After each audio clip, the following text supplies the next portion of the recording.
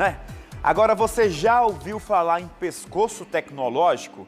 É um problema que tem crescido bastante por conta do uso cada vez maior do danado do aparelho celular. A pessoa curva essa região, fica forçando a coluna e pode desenvolver hérnia de disco. Esse é um problema que pode ser grave e afastar o paciente de praticamente todas as atividades.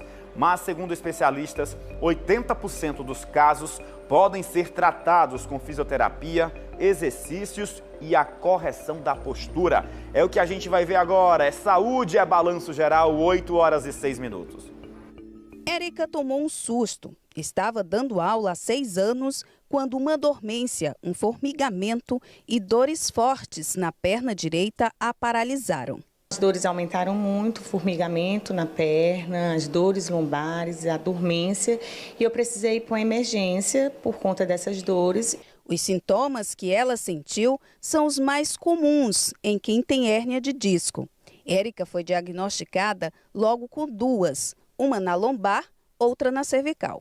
A hérnia de disco, ela nada mais é do que o desgaste do disco intervertebral, né? Que é aquela estrutura que fica entre os 2 ossos da coluna, as vértebras, e que tem a função de absorver impactos. Quando eu tenho um desgaste desse disco, sai uma gelatina do interior dele, que aí é a hérnia de disco propriamente dita. Segundo o Ministério da Saúde, entre 5% e 7% da população brasileira tem algum problema de saúde na coluna.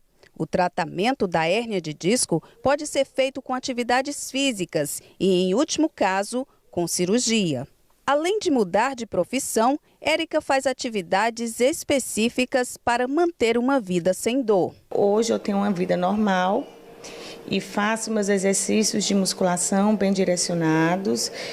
Tive que me afastar da parte da educação infantil, que eu lecionava, dava aula, por conta das movimentações de sentar, de levantar, de carregar um peso maior. Como exercícios que podem auxiliar esses pacientes, nós temos pilates, musculação.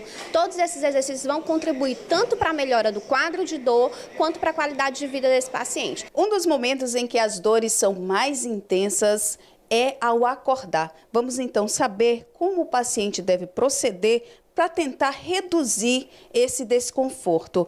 Então, doutor, como é que ele deve dormir, por exemplo? Uma das formas mais importantes e consolidadas é essa. O paciente flete o quadril a 90 graus, flete o joelho e depois coloca um travesseiro entre as pernas. Isso o paciente chama muito de posição fetal.